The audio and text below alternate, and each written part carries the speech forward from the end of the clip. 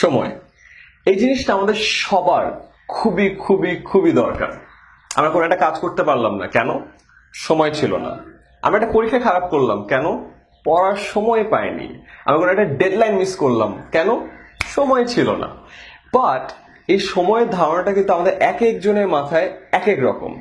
কেউ সকালে একটা কাজ যদি করে, তাহলে দুপুরের আগে সে অন্য কোনো কাজ করতে পারে না। আবার এমনও মানুষ আছে যারা কিনা প্রতি 5 মিনিটকে ইউটিলাইজ করছে। 11:25 একটা কাজ দেয়, 11:30 একটা মিটিং দেয়, 11:35 একটা কল দেয়, 11:40 মেবি সে অন্য একটা কাজ করছে। তো যে সময়কে যতটা বেশি মূল্যায়ন দেয়, সে কিন্তু সময়কে ততটা বেশি কন্ট্রোলে রাখে এবং ততটা বেশি ইউজ করতে পারে। তো আমিও বেশ কিছুদিন ধরে চেষ্টা করছিলাম যে আমি আমার সময়কে কিভাবে অনেক বেশি কাজে লাগাতে পারি এবং আমার প্রোডাক্টিভিটি রেটটাকে বাড়িয়ে দিতে পারি।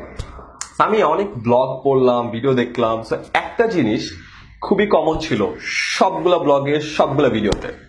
সেই টেকনিকটা আমি আজকে জানাতে যাচ্ছি। এটা খুবই খুবই খুবই সিম্পল।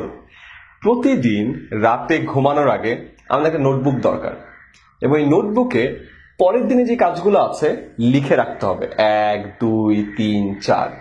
অনেকে বলতে পারে লিখে রাখার কি দরকার, আমার মাথায় তো আছে। না, লিখে রাখতে হবে। কারণ লিখে রাখলে একটা সুবিধা আছে।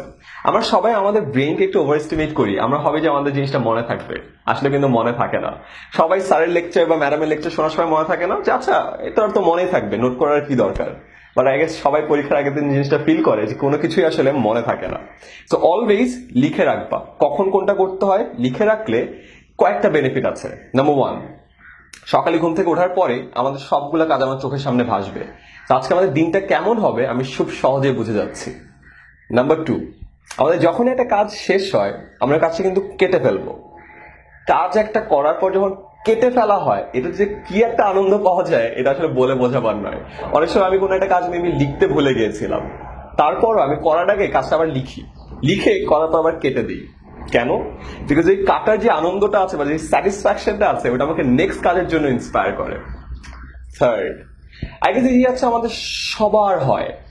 আমাদের অনেক সময় আমাদের আইডিয়া থাকে বা একটা প্রজেক্ট করার থাকে বা মেবি একটা প্রপোজাল থাকে, বাট আমাদের করা হয় না। অনেকদিন পরে আমরা রিগ্রেট করি, আচ্ছা ইউনো হোয়াট, 3 বছর আগে আমার এই আইডিয়াটা ছিল বাট করা হয়নি। কিন্তু এখন যদি তোমার একটা কাজ লেখা থাকে, তুমি আজকে কাজটা করলা না, তুমি দেখতে পাচ্ছ যে কাজটা করা হয়নি। তো নেক্সট দিনের নোটে আবার কাজটা চলে যায়। নেক্সট দিনও করলা না, থার্ড দিনে চলে যায়, থার্ড দিন করলা না, ফোর্থ দিন চলে যায়, 10 দিন করলা না। 10 নাম্বার বার তোমাকে এই কাজটা রিমাইন্ডার দিচ্ছে যে তোমার তো কাজটা করার কথা ছিল, তুমি তো এখনো করোনি। তো এই যে রিমাইন্ডারটা, এটা তোমাকে আসলে ফোর্স করবে, তোমাকে আরো ইন্সপায়ার করবে যেন এই কাজটা যেন করা হয়ে থাকে।